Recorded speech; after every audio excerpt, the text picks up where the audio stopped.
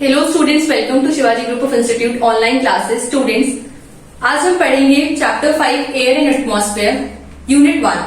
जैसे कि हम पहले पढ़ चुके थे कि एयर क्या होती है। Air is mixture of gas. Air बहुत सारी गैसेस का मिक्सचर है।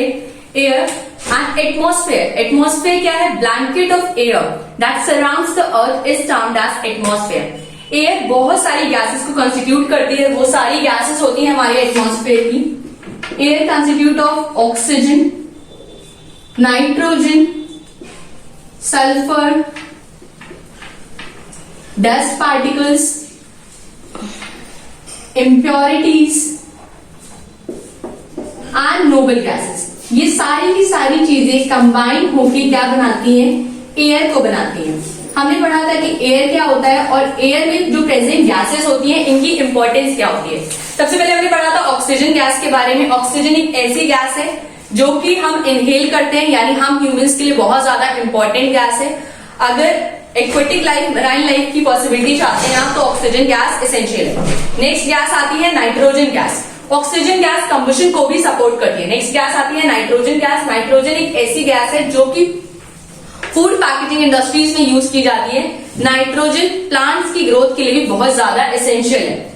Next noble gases. Noble gases ऐसी गैसेस होती हैं जो नोबल स्टेट को अटेन कर चुकी होती है, यानी कि जो केमिकली रिएक्ट नहीं करती हैं, वो पूरी तरह से स्टेबल हो चुकी होती है। वो कुछ स्पेसिफिक पर्पस के लिए ही यूज करी जाती है। जैसे कि अगर हम बात करें हीलियम की, हीलियम एक ऐसी नोबल गैस है जो कि वेदर बलून्स में यूज की जाती है। अगर हम नियॉन की बात करें तो नियॉन एक ऐसी गैस है जो कि नियॉन बल्ब्स में यूज की जाती है।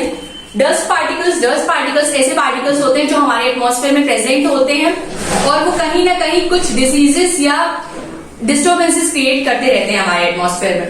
नाउ अब हम आज अपने चैप्टर में स्टार्ट करेंगे importance of oxygen in combustion of all forms of fuel. Oxygen की क्या इंपॉर्टेंस है? Importance of oxygen in combustion of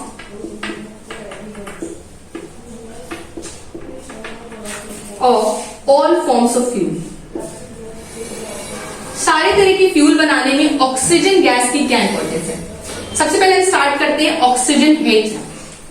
ठीक, ऑक्सीजन एक ऐसी गैस है स्टूडेंट्स जो कि फ्री स्टेट में और कंबाइंड स्टेट में, दोनों स्टेट में एटमॉस्फेयर में आसानी से आपको मिल सकती है। ऑक्सीजन एक ऐसी गैस है जो ह्यूमन के सर्वाइवल के लिए, हम इंसानों के लिए बहुत ज्यादा इंपॉर्टेंट है। अगर आप अपनी फ्यूचर में एक्वेटिक लाइफ को देखना चाहते हैं, मतलब पानी में रहने वाले जीव जंतु पेड़ पौधे देखना चाहते हैं, तो ऑक्सीजन गैस की बहुत ज्यादा इंपॉर्टेंस होगी। अगर ऑक्सीजन गैस नहीं होगी, मतलब ऑक्सीजन की प्रेजेंस नहीं होगी पानी में, तो एक्वेटिक लाइफ का एंड हो जाएगा। एक्वेटिक लाइफ आपके लिए देखने को मिलेगी नहीं, पॉसिबिलिटी खत्म हो जाएगी।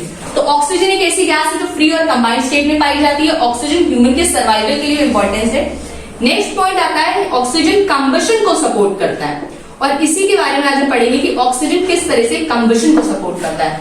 कंबशन ऐसा प्रोसेस होता है स्टूडेंट्स, कंबशन मतलब ऑक्सीजन आग लगाने के काम आती है। अगर कहीं पे भी आप चाहते हैं पर्टिकुलर, जैसे हमने एक जगह पे गार्बेज को डंप किया और गार्बेज को डंप करने के बाद अगर हम कूड़े को जलाना चाहते हैं, तो अगर वहां पे ऑक्सीजन की प्रेजेंस नहीं है तो वो कूड़ा नहीं जल सकता। इट मींस कंबशन का प्रोसेस नहीं हो सकता, या कंबस्टिबिलिटी नेचर आपको देखने को नहीं मिलेगा।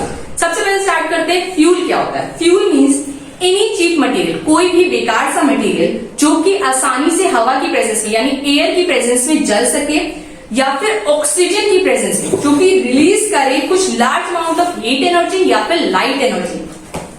जहां पे फॉर्मेशन क्या होता है, किस चीज का फॉर्मेशन होता है? एशेस का फॉर्मेशन होता है, और वो एनवायरमेंट में कहीं ना कहीं कंट्रीब्यूट करता है, वो फ्यूल कहलाता है। So we can say the definition of fuel is any cheap material which burns in air or oxygen with the release of large amount of heat energy and light energy without the formation of harmful products to the environment and life is called fuel। वो fuel कहलाता है। बहुत सारे substances ऐसे हैं जो fuel की तरह काम करते हैं।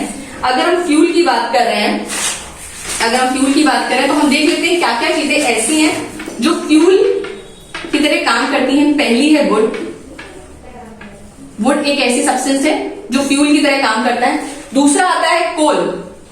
ठीक, अब इनके लिए हम पर्टिकुलरली पढ़ेंगे कि वुड किस तरीके से फ्यूल की तरह काम करती है और कोल किस तरीके से फ्यूल की तरह काम करता है। वुड हम सबको पता है कि पेड़ों से हमें क्या मिलती है, लकड़ी मिलती है, प्लांट से ये हमें वुड ऑब्टेन्ड हो जाती है। So would is the most commonly used fuel in rural areas.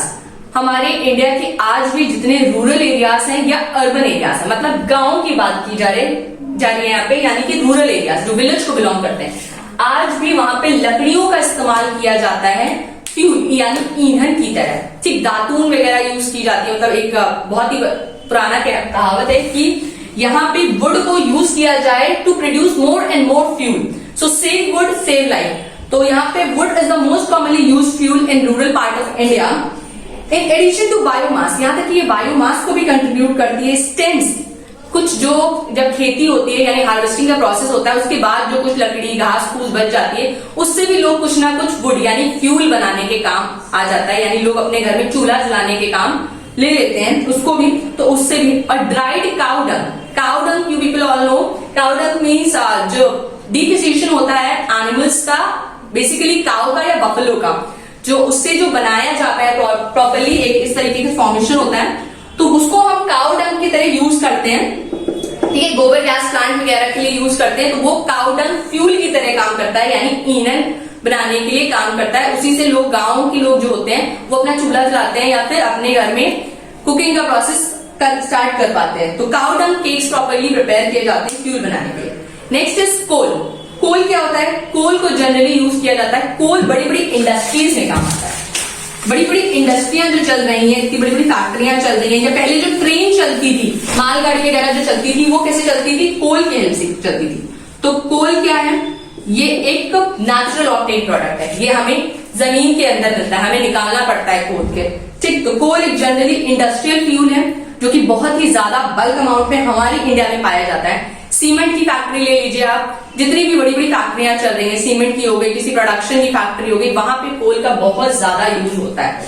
ठीक है, मिल्स हो गई, ग्लास की फैक्ट्री हो गई, यहाँ पे भी कोल का बहुत ज्यादा मैक्सिमम यूज किया जाता है। अच्छा, वास्ट क्वालिटी ऑफ जो कोल होता है वो थर्मो इलेक्ट्रिक पावर स्टेशन में यूज किया जाता है। थर्मो इलेक्ट्रिक पावर स्टेशन, इसकी जगह पे यहाँ पे क्या होता है, जो बड़े बड़े प्रोजेक्ट लगे होते हैं, वहां पे वो सब किससे चल रहे होते हैं? कोल की प्रेजेंस से चल पा रहे होते हैं। ठीक है, स्टीम बनाई जाती है यानी भाप बनाई जाती है। नेक्स्ट आता है केरोसिन ऑयल। केरोसिन ऑयल यानी कि मिट्टी का तेल, ठीक है, जिसको यूज किया जाता है केरोसिन ऑयल। केरोसिन ऑयल को भी यूज किया जाता है as a fuel. It is use as household fuel. इसको घर में बेसिकली यूज किया जाता है, स्टोव में या प्रेशर स्टोव में, यानी use in stoves, used in stoves, pressure stoves।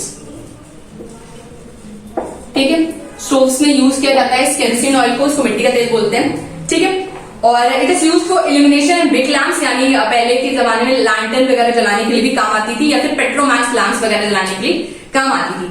आगे के जो यूजर्स होंगे फ्यूल के, वो हम आपको नेक्स्ट क्लास में बताएंगे। स्टूडेंट्स, आई होप इतना आपको इस वीडियो की हेल्प से समझ में आ गया होगा। Thank you and have a nice day.